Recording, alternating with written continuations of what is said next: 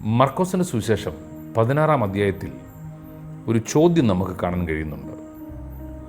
യേശുവിൻ്റെ അമ്മ മറിയയും മഗ്ദലക്കാരത്തി മറിയയും സലോമയും കൂടെ അതിരാവിലെ കല്ലറയ്ക്കിലേക്ക് പോകുന്നു. കല്ലറയ്ക്കിലേക്ക് പോകുന്നത് അന്നത്തെ നടപ്പ് രീതി അനുസരിച്ച് യേശുവിനെ അടക്കം ചെയ്തതിന് ശേഷം യേശുവിൻ്റെ ശരീരത്തിൽ സുഗന്ധവർഗം പൂശാൻ വേണ്ടി പോയതാണ്. അവരങ്ങനെ കടന്നു ചെന്ന് കഴിയുമ്പോൾ ഒരു ചോദ്യം അവരുടെ ഉള്ളിൽ ഉണ്ടാകുകയാണ്. ഈ യേശുവിൻ്റെ കല്ലറയുടെ മുൻപിലെ കല്ല് ആരാണ് നമുക്ക് വേണ്ടി ഉരുട്ടി മാറ്റുന്നത്? കാരണം അത്രയ്ക്ക് വലിയൊരു കല്ലാണ് അവിടെ കാണുന്നത്. ഇതെങ്ങനെ ആരുരുട്ടി മാറ്റും എന്നൊരു ചോദ്യം അവരുടെ ഉള്ളിൽ അവർ തന്നെ ചോദിക്കുക. അതിൻ്റെ 3-ാമത്തെ വാക്യത്തിലാണ് പറയുന്നത്, who will roll the stone away from the entrance of the tomb. ആരാണ് ഈ കല്ല് നമുക്ക് വേണ്ടി ഉരുട്ടി മാറ്റുന്നത്? ജീവിതത്തിൽ പല സമയങ്ങളിലും നാമും ഇതുപോലെയുള്ള ചോദ്യങ്ങൾ ചോദിച്ചിട്ടുണ്ട്. ആരാണ് എന്നെ സഹായിക്കുന്നത്? മറ്റൊരു ഭാഗത്ത് കുളക്കരയിൽ കിടക്കുന്ന മനുഷ്യനെ യേശു സഹായിക്കാൻ വരുന്നു. യേശുവിനോട് ചോദിക്കുന്നു, നിനക്ക് സൗഖ്യമാകാൻ മനസ്സുണ്ടോ? അന്നേരം അവൻ പറയുന്നത്, മനസ്സൊക്കെ ഉണ്ട്, പക്ഷേ എന്നെ ഈ കുളത്തിലിറക്കാൻ ആരുമില്ല, സഹായിക്കാൻ ആരുമില്ല. നമ്മുടെ ചുറ്റും ഒത്തിരി ആളുകൾ കാണാം, പക്ഷേ പല സമയങ്ങളിലും നമ്മളെ സഹായിക്കാൻ ആരുമില്ല, നമുക്ക് വേണ്ടി കൈത്താങ്ങൽ നൽകാൻ ആരുമില്ല.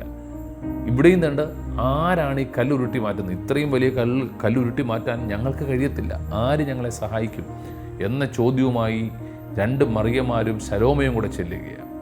എന്നാൽ ഒരു കാര്യം നമുക്കവിടെ കാണാൻ കഴിയുന്നുണ്ട്. അവർ ചെല്ലുമ്പോൾ കല്ലറയുടെ വാതിൽ നിന്ന് കല്ല് ഉരുട്ടി മാറ്റിയിരുന്നു. ആരാണത് ഉരുട്ടി മാറ്റിയത്? ദൈവത്തിൻ്റെ ദൂതനാണ്. കാരണം നമ്മുടെ കാല് കല്ലിൽ തട്ടി പോകാതെ നമ്മളെ വഹിക്കാൻ ദൈവം നമുക്ക് വേണ്ടി തന്നിരിക്കുന്ന ദൂതന്മാർ ഈ കല്ലിനെ ഉരുട്ടി മാറ്റിക്കളഞ്ഞിരിക്കുന്നു. യേശു ഉയർത്തെഴുന്നേറ്റിരിക്കുന്നു.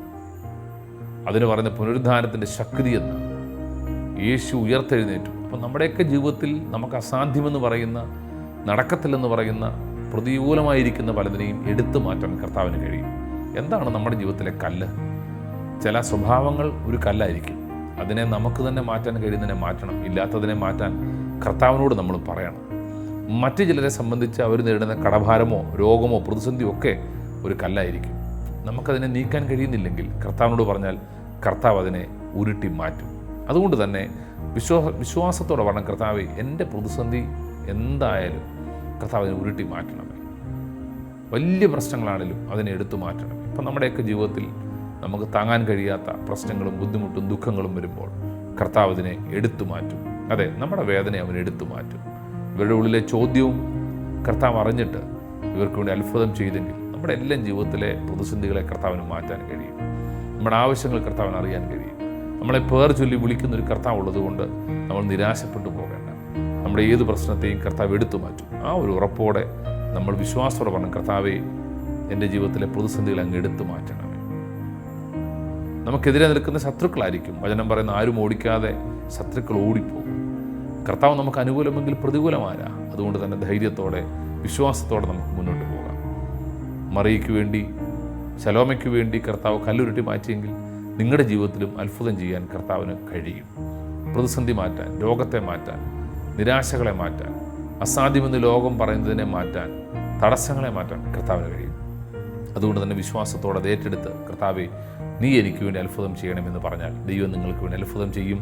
കർത്താവിന് അസാധ്യമായിട്ടൊന്നുമില്ല. അസാധ്യങ്ങളെ സാധ്യമാക്കുന്ന ദൈവം അത്ഭുതങ്ങളെ ചെയ്യട്ടെ. കർത്താവെ, പ്രിയ സഹോദരന് വേണ്ടി, പ്രിയ സഹോദരിക്ക് വേണ്ടി അത്ഭുതങ്ങൾ കർത്താവ് ചെയ്യണം. ദൈവപ്രവർത്തികൾ നടക്കുന്നതിനായി ഞങ്ങൾ അങ്ങേക്ക് നന്ദി പറയുന്നു. കർത്താവെ, ആ കല്ല് ഉരുട്ടി മാറ്റിയതുപോലെ ഞങ്ങളുടെ ജീവിതത്തിലെ ചില പ്രതിസന്ധികൾ കർത്താവ് ഉരുട്ടി മാറ്റണം. ചില പ്രശ്നങ്ങളെ എടുത്തു മാറ്റണം. ദൈവകരം ഇറങ്ങി വരണം. യേശുവിൻ്റെ നാമത്തിൽ തന്നെ. ആമേൻ.